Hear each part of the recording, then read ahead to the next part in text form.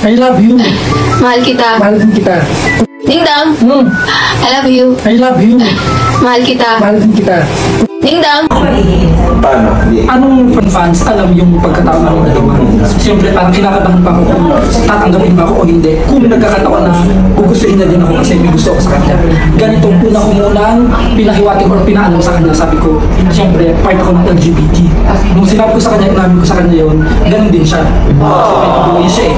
Bisexual ka ba? Bisexual ka pa rin. Kaya doon parang, ay, okay to, panalo. Sabi ko, ay, sige, try natin. Sabi ko, itatry lang namin. Tapos hindi ko akalain na Trending at pinag-usapan sa social media ang ilan sa mga interview na ginanap sa collaboration nga ng mga kaibigan ni Cherry White na si James Yap or James White, na kung saan ay pinag-usapan at in-interview nga nila ng personal itong si Analing at si Dindo Caraig patungkol po sa kanilang unforgettable love story. So, umpisa natin dito, panoorin natin. July, nag-collab kami lang. Nag-try lang kami. Collaboration lang. Tapos napunta kay Kuya. Message ko si Kuya July. Sabi ko, try po mag-collab tayo. Tapos nandun pa si Andy. Ngayon, hindi pa. Hindi pa ako na yung love. Tapos eto na, nag-collab kami. Tapos pa-reels lang. Tapos parang lumalakad yung views nito. Million, gano'n. Tapos, dinuli-duli namin. Hindi mo namin nakalain na tatangkilikin ng tao. Tapos, parang magawa kami ng content, ng mga video. Sa kinangkilip na. Tapos ayun, ang daming suporta, nagawa ng GC, ang daming ng group, lahat. Tapos yun, nagusabi naman ni Analing. Kaya tinuloy-tuloy namin kasama OSG at saka Sherman. Sa unang pagkakataon nga ng kanilang pagko-collab nitong si Analing, ikinuwento niya na nakita niya kung paano sila tinanggap ng maraming mga netizen at maraming tao na talagang nakita yung kanilang chemistry sa unang sultada pa lang ng video nila. Panoorin pa natin. Ang unang pagkakilala ko sa kanya kasi yung napapanood ko sa video yung pagmumura, pagbibigay ng mga bad words, kaya ang iniisip ko kung ito ba, okay ba siya? Kung parang sa personal ba, ganun pa rin ba yung attitude niya? Kasi parang mapapaisip ka may ano ba siya, sira ba sa pag-iisip? Tapos yung pagpunta ko doon, siya agad yung sa akin, si Kaso pinagpipin ako ng kape, tapos ang pagsasalita niya po at opo, hindi na ako siya. So hindi totoo.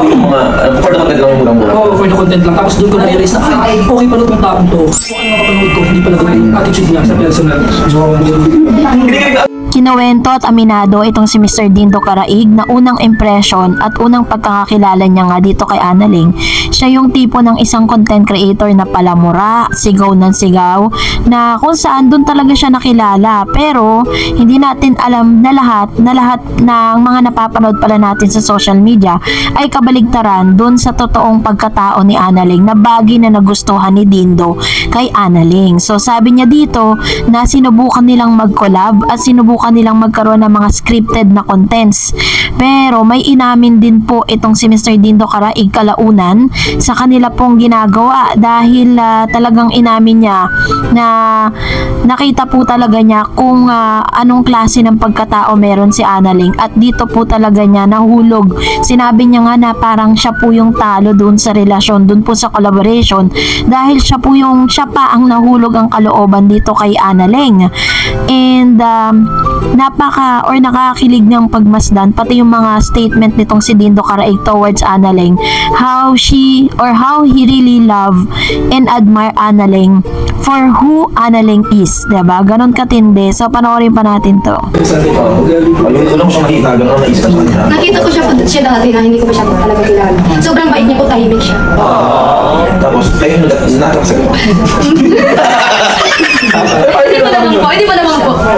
Wala pa naman po. Hindi pa naman. Yes. So, Sa mga pagbabahagi nga ni Analing, sinabi niya ng unang impression niya kay Dindo ay akala niya hindi niya makakasundo to kasi nga parang magkaiba sila ng personalidad.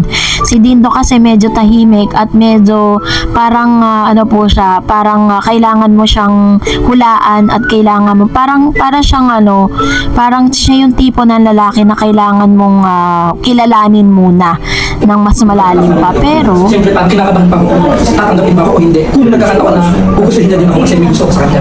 Ganitong una ko munang pinahiwatig or pinaalam sa kanya. Sabi ko, siyempre part ako ng LGBT. Nung sinabi ko sa kanya, inamin ko sa kanya yun, ganun din siya. May siya eh.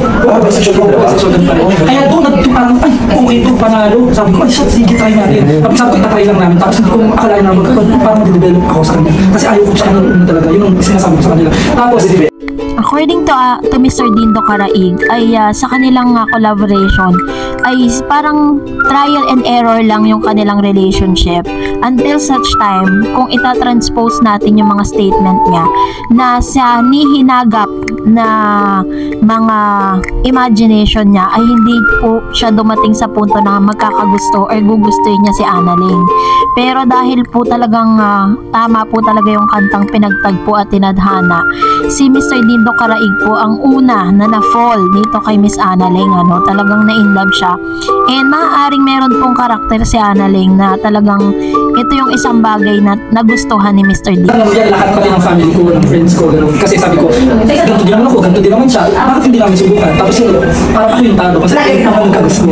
Tapos Inamin ni Dindo Caraig na siya ang unang na-fall dito kay Miss Annalyn at nakita nila talaga nag-click po sila. At sinabi niya rin po dito na bukod po sa mga bagay na nangyari sa kanya ngayon, dumami yung kanyang mga followers, dumami yung kanyang mga humahanga sa kanila, blessing din pong matatawag itong si Miss Annalyn para sa kanya. nasabi sa kanya kasi may time na pag halimbawa kabilang dalawa, Annalyn, ano pag gano'n tayo na, mga gano'n, may gusto ka rin ba sabi, kinikilig ka ba? Kung sakaling hindi tayong dalawa nasa video, pag pinatanong ko, kinikilig ka ba? Sabi mo, oo. Kung nag-uusapan na kayo ng behind the videos talaga, hindi ka rin nararamdaman.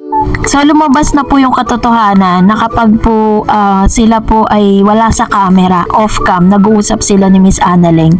And they've been trying to ask or parang tinitignan nila or pinanonood nila yung mga videos nila if totoo nga ba talagang nakakakilig sila at may chemistry. Nakita po natin yung reaction ni Annalyn during those interviews. Ganon din po si Mr. Dindo Caraig, talagang si Dindo yung nagiging spokesperson ni Annalyn para po i-express nila kung ano ba talaga yung tunay na nararamdaman nila. What is my point of view with regards to this? Talagang masasabi kong love is blind and love is moving in mysterious way, diba? Talagang gumagalaw siya sa isang misteryosong pamamaraan ni hindi natin iisipin na darating pala sa punto ng buhay ni Annalyn na maiaahon siya sa isa sa pinakamahirap na relasyon na pinagdaanan niya na ngayon ay pinagkalooban siya ng Diyos ng isang mas maayos na lalaki sa katauhan nga ni Dindo Caraig. So ganon din naman si Miss Annalyn, hindi niya naman po talaga pinangarap o hindi niya po inimagine that one day magkakaroon siya ng isang Dindo Caraig. Kaya naman nakikita ko na kung ano man yung magiging future nilang dalawa, ay mas magiging maganda yung buhay nila sa isa't isa dahil nakikita kung gaano nila kamahal ang isa't isa. I love you. Mahal kita. Mahal din kita. Ding dong. I love you. I love you. Mahal kita. Mahal din kita. Ding dong. Pero kung nagustuhan mo ang video na ito, huwag mo kalimutang mag-like, mag-share at mag-subscribe at i-follow mo na rin ang aking Facebook page, Dareds TV. And also, I have my TikTok account which is Dareds TV. Pwede nyo rin po akong i-follow doon. Thank you for watching guys. God bless everyone.